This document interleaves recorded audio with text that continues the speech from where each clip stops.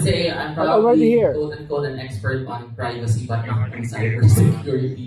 I studied cybersecurity, but I'm not an expert on that. But to formally welcome to open today's session, to our distinguished speakers, of course to my fellow public servants, they're probably around the area, the room, our partners from the private sector, and to the organizers behind this summit, and to all of you, to each and everyone who got out of bed very early on a Friday morning to be with us today. Kudos sa inyong lahat, kahit medyo baka inaantok-antok pa po tayo. And to everyone, maraming salamat for being here at magandang umaga po sa inyong lahat. It is my privilege to open the 2025 Cyber Revolution Summit. I welcome this moment with pride, but more importantly, with responsibility, knowing that all of us are gathered here today as professionals, not just in our respective fields, but as stewards of our nation's digital future. As someone who has devoted much of his work to advancing privacy and data protection, I am grateful to be part of this platform, one that dares to tackle the biggest questions in tech governance today. This summit is both timely and necessary as we continue to navigate the complex interplay between privacy, security, innovation, risk, and trust. This year's theme, Empowering the Philippines' Digital Future, Strengthening Cybersecurity and Innovation in the Age of Technology, challenges us to ask a vital question. Does privacy and security still matter in an increasingly digital world? As you may know, we live in an age where technology enables so much, so very quickly. With just a tap or a prompt, we can all reach our loved ones across the globe, stream events in real time, access knowledge from everywhere, or become multilinguals through the use of AI-powered translation systems. Truly, we have allowed this great transition in this new world we live in, consisting of an incredibly diverse set of everyday technologies, from your mobile phones, your laptops, and to the different forms of technologies we use in our everyday lives. We've already fully embraced digital transformation in many ways. And truth be told, we've become inseparable from it. As reflected by the findings of the U.S. National Institute of Standards and Technology, common to you guys as NIST, we now live in a world embedded with smart systems, data-driven services, and constant global connectivity. Indeed po, we now carry the world in our pockets, literally, our phones, and figuratively. And this transformation that we are seeing is not just technical. Think about it. It is very personal. It has redefined how we connect, how we work, how we learn, and more importantly, how we express ourselves. But as we become more connected, and we also become more exposed. And most of the time, if you think about it, this exposure isn't reckless. It is necessary. Why? Because we share data not just to keep up with trends, but to participate in modern life. Simply to be seen, to sell, to advocate, to create, or to live. So the question becomes, how do we remain visible without becoming vulnerable? How do we protect what is personal while embracing the power of digital transformation? Cybersecurity and data privacy are no longer niche concerns reserved for IT teams or compliance units. They are now really the core pillars of our modern society. It is essential as our roads, bridges, or power grids. This is our reality. This is now our lived reality. And the truth is, digital infrastructure requires trust to function, but more than that, trust is required so it becomes sustainable. And trust begins with how we protect our data. From a privacy perspective, the conversation goes beyond confidentiality or access controls. It is about understanding that behind every data point that represents you, a person, a life, a story, a history, a future. That's why data protection is not merely a legal requirement, it is a social imperative, just like cybersecurity. The latest updates to NIST cybersecurity and privacy frameworks do not whisper, rather it declares, trust is no longer a luxury. It is the very bedrock upon which our digital future must stand. Hindi na po natin afford to stand on systems that treat privacy and cybersecurity as afterthoughts. These two must be built into the DNA of every platform, process, and innovation. Because without trust, every breakthrough is brittle. And without trust, the future collapses before it begins. And this is for the mindset that we must have. Not tomorrow, not soon, but now. If we want to build a digital world worthy of the people it's meant to serve. So to all institutions represented here today, as we build faster and smarter systems, build them with responsibility. As you innovate, design with dignity. Let us not view data protection and cybersecurity as a compliance hurdle, but as a commitment to the people who trust us with their information. Dito po sa atin, here in the Philippines, this commitment is especially urgent. We are one of the most engaged digital societies in the world. Who doesn't love social media here in the Philippines? We embrace trends, and we are quick to adapt to the latest technology. I consider that not as a flaw, but rather as a strength. But of course, that also means that the stakes are higher. Sa amin po, at the National Privacy Commission, we stand at the forefront of this mission to protect the personal data of every Filipino citizen. And let's be real, hindi po ito madali. It's not easy.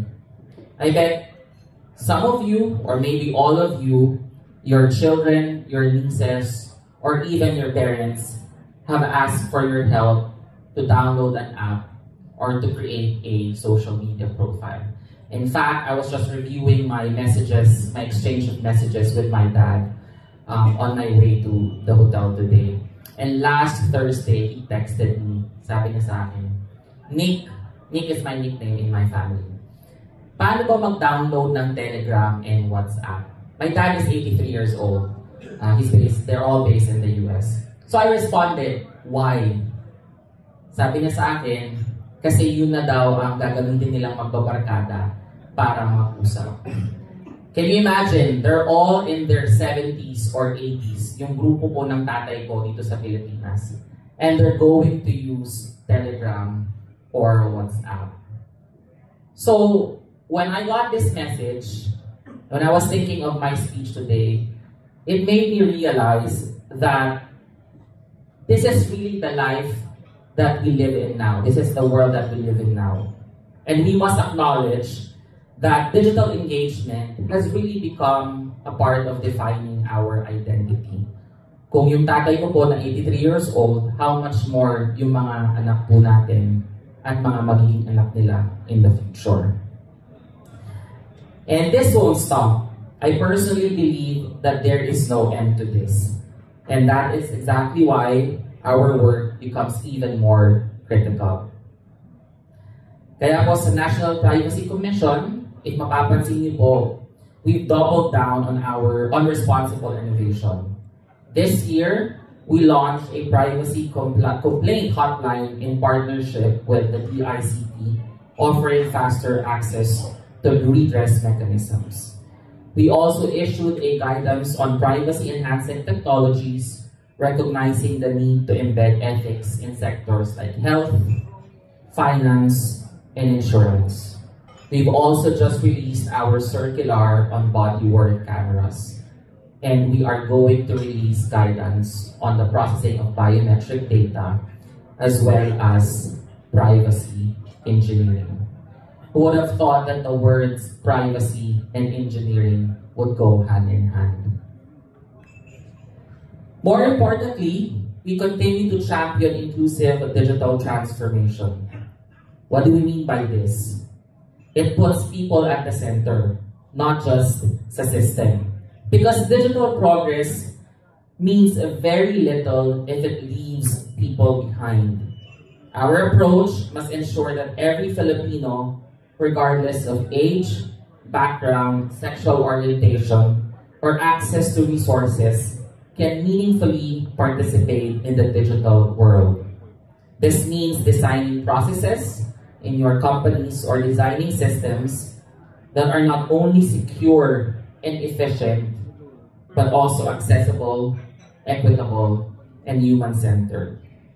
Technology must serve people, not the other way around. But beyond policy, what this moment really calls for is ethics. Ulitin ko po, ethics. As AI, biometrics, and predictive analytics become more powerful, we must hold firm to one principle. Just because we can doesn't mean we should. Again, just because we can doesn't mean we should. As UNESCO reminds us, and this is one of my favorites, we must never lose sight of what technology should do, not just what it can. We must design not just for efficiency, but for dignity, agency, trust, and accountability. Or, easy to remember, data. Again, we must design with the use of personal data with data. Dignity, agency, trust, and accountability. That's why summits like this are very important. Because the people in this room, kayo po, your CIOs, CISOs, policy architects, technologies, and thought leaders, hindi lang po kayong participants. You guys are actually culture setters. You shape how your organizations think about risk, trust, and responsibility. So let's be clear.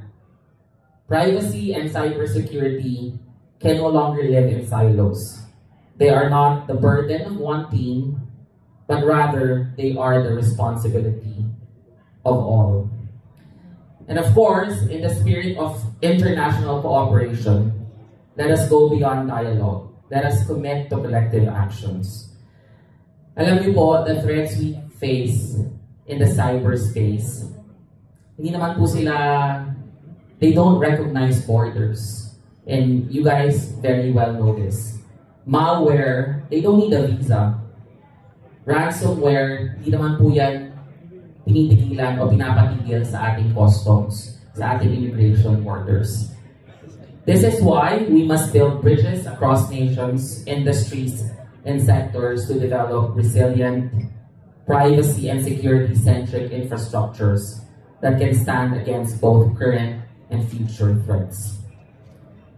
As you may all know, the cyber battlefield is evolving every day, growing more complex, more covert, more coordinated. And so, our response must be equally agile, equally intelligent, and equally united. Let me close with this thought. The cyber revolution isn't coming. Nandito na po yung cyber revolution. It is in your homes, it is in our homes, our schools, our companies, our institutions. It is reshaping economies, our behavior, and it has redefined what it means to be secure. Dati, ang security lang na gusto natin ay sa mga relasyon natin. That's no longer the case. We demand security in every aspects of our lives. But amid this transformation, the real question isn't just about how we adapt. It's how we lead. And how do we lead through this revolution? Do we lead with fear or hesitation?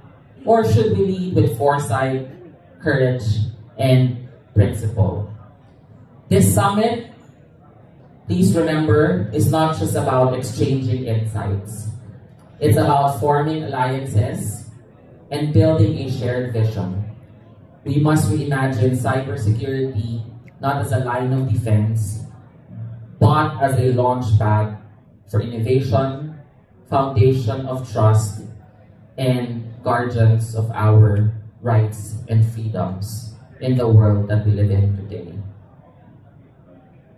Let us remember that many years from now, your children, our children, will measure the strength of our digital future not by the sophistication of our platforms or tools, rather by its integrity, how we built it, the values we embed in those systems, and more importantly, us, the people that we empower. So let's use this day well and wisely, and of course, let's make it count. Maaga po tayong gumising lahat today. Maraming salamat and welcome to the 2025 Cyber Revolution Summit. Mabuhay po tayo lahat.